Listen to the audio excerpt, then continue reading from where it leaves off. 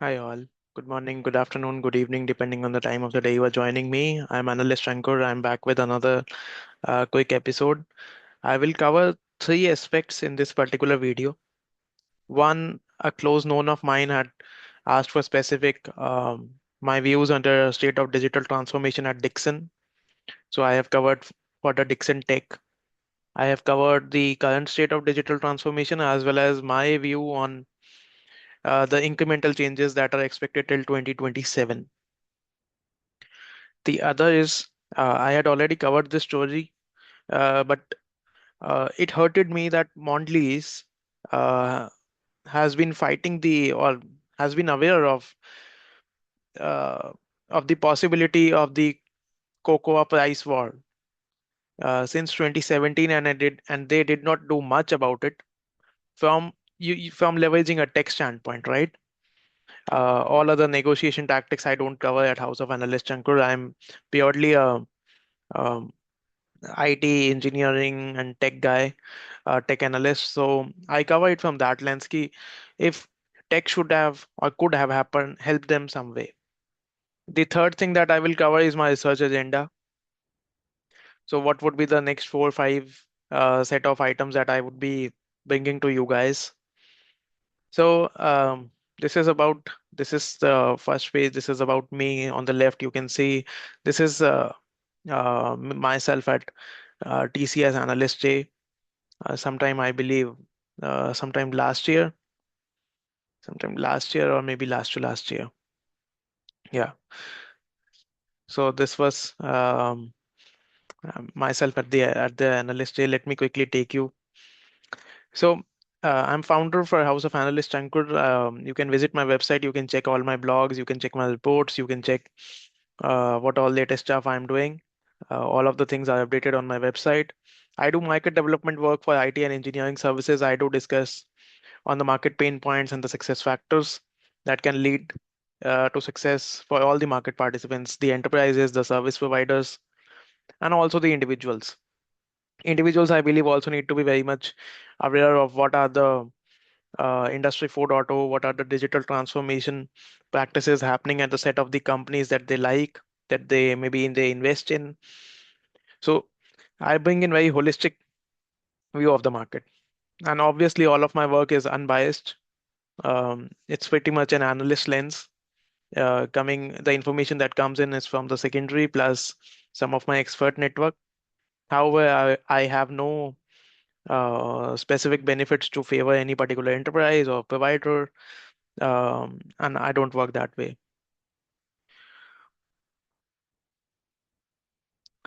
So this is the state of digital transformation. I will quickly walk you through the set of assets that I already have. These are my research assets.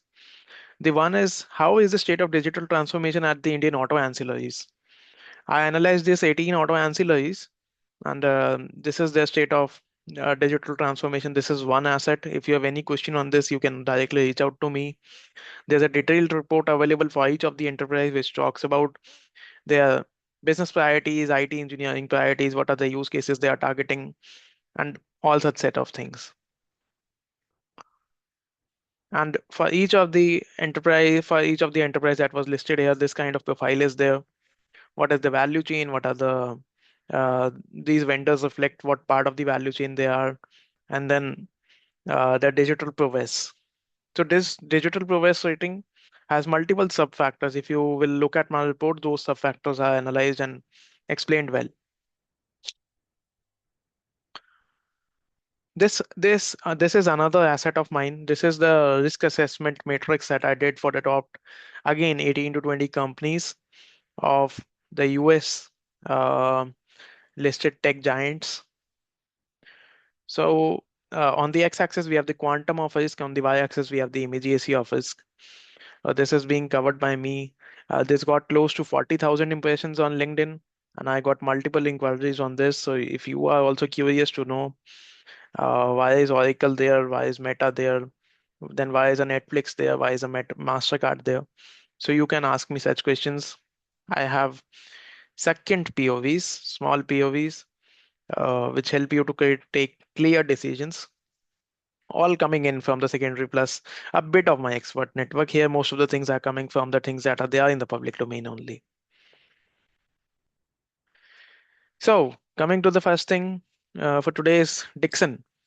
So, Dixon Tech, I had done this set of the engineering value chain analysis for the auto ancillaries. Then a known of mine asked me that, Ankur, can you help me with how Dixon might be doing in the consumer electronics space? So, okay, I have started a bit of the coverage on the Dixon space as well. I went through the last couple of years and the forward-looking commentary. I find that they are good plays in the OEE production monitoring and process optimization space. Currently, 60% of the digital progress is there. Then cost spend, supply chain, logistics analytics is another space where they are doing quite well. I find their quality assurance and management to be weak, limited focus, though they are OEM plus ODM. OEM is original equipment manufacturer, ODM is original design manufacturer. So they are having the focus on ODM side as well, but still I don't find much focus on uh, the digital design aspect. I know some of the auto ancillaries which are doing pretty well. They have their own specific design COEs. I don't find such thing at Dixon. Um, on the right, you see the incremental change that I expect till 2027. I find good momentum building in the quality assurance and management space. Um, they are bringing in a COE there. Uh, Cost spend and supply chain analytics is another space where I expect them to do pretty well. Uh, After sales, packaging, logistics, waste operations is another space where they would have good momentum, but I don't find any much momentum moving in the product design and development acceleration space. This is a high level view.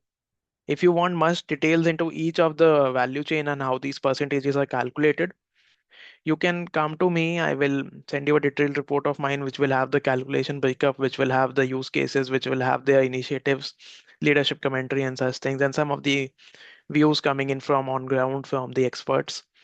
So yeah, this is fun. The second news is Mondelez.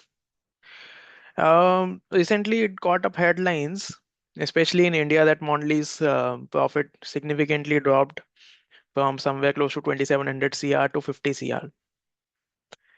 It was a big deal in India. I went through their filing, went through their results, and I could find that material costs had increased significantly, I believe close to 24%. Cocoa prices has been a problem, not just for Mondelez, for other set of companies in the same space. But uh, if you see, this is happening from 2025. I believe this was actually happening even late 2024. So, and this is, if you see JP Morgan's commentary coming in till 2026, Mondelez price target lower to $69 on cocoa concerns. As I had mentioned, I'm a tech guy, tech analyst guy. So I see things from tech analyst lens. I went through their Industry 4.0 stack at three spaces in their factory, farm to factory, and at the cocoa farms. In the factory and in the farm to factory, since 2024, uh, there has been a upward movement in their digital transformation upgradation. They are basically moving from on-prem to cloud. They are expiring some of the things and getting in certain new set of stuff. These are the set of the vendors. Actually, there are a lot more vendors, but these are the most prominent ones. AWS, Databricks, SAP, HICX, O9 Solutions. So I believe their factory and farm to factory is okay. But what about at the cocoa farm? See, they have the Cocoa Life program and they support open innovation there. Uh, I went through a bit more into the Cocoa Life program, but I could not find any major tech stuff happening at these cocoa farms apart from the open innovation. See, what is open innovation? Open innovation is new ideas can come from the startups in form of hackathons. Ideas can come from individuals, ideas can come from college students But the problem is those ideas rarely fructify beyond POC. And some of those don't even fructify into POC, they just remain in the college texts.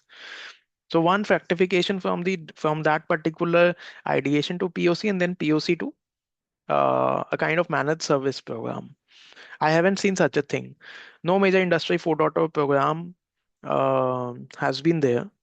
And it is also interesting to see that since 2017, they are quite aware of the fact that one, because of the pest, and second, because of the weather variability, they can face problems.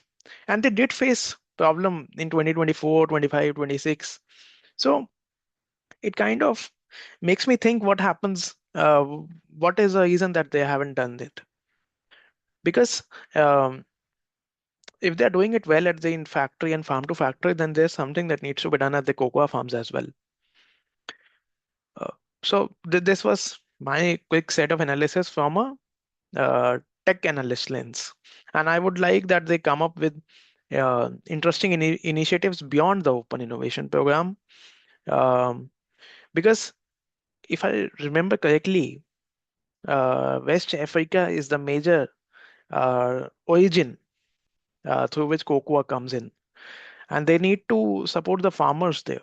They need to support the supply chain, the upstream supply chain there, so that in future that variability doesn't happen. As of now, cocoa price is expected to be elevated for at least the first half of 2026 as well. So and I also checked one more thing. Mondelez can't afford to build its stuff without cocoa. All their chocolates use cocoa, and even their Oreo, the biscuits that they have, um, they use cocoa powder. So they need cocoa. If that's the level of dependency you have on cocoa, it's important to implement the whole stack across the value chain and not just in the factory and farm to factory, but also in the upstream value chain as well. So yeah, coming to the final bit, what is my research agenda? This is my thought process. These are five set of line items which I'm planning to cover. The first question is, in the next 5 years, will India be able to move from service-oriented firms to SaaS-oriented culture? Will we have more product-based firms? Second question, across the Nifty 50 firms. So Nifty 50 is the index that's being tracked in India. Um, what is the state of digital transformation? How much is the current lag from US and European counterparts? The third thing is, I had started this coverage couple of weeks back on the state of drone tech in India. How does a top 10 to 15 drone startups position across strategic and tactical focus? Basically, I will create a 2x2 assessment on this.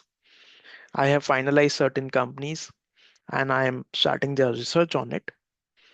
And there are certain factors that will come in the strategic side and certain factors that will come in the tactical side. I will bring that 2x2 assessment.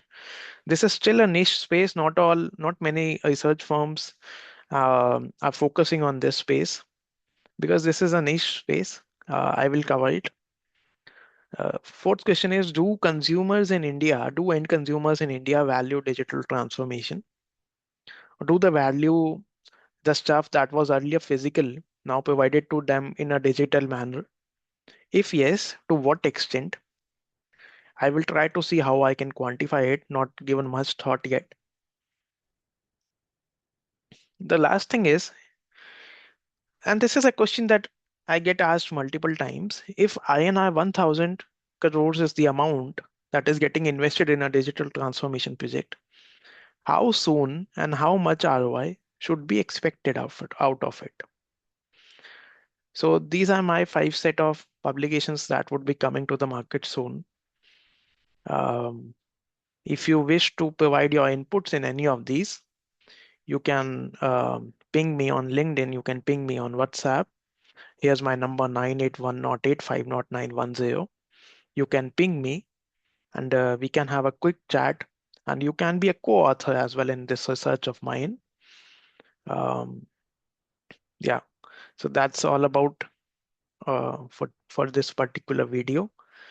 And do let me know if there's what are your expectations from these publications? What do you think? Or if you have any quick takes on, like the first one, I'm saying in the next 5 years, will India be able to move from more service-oriented firms to SaaS-oriented culture? So if you have quick takes, to provide that in the comment section and let's see how that pans out. Thank you. Bye bye.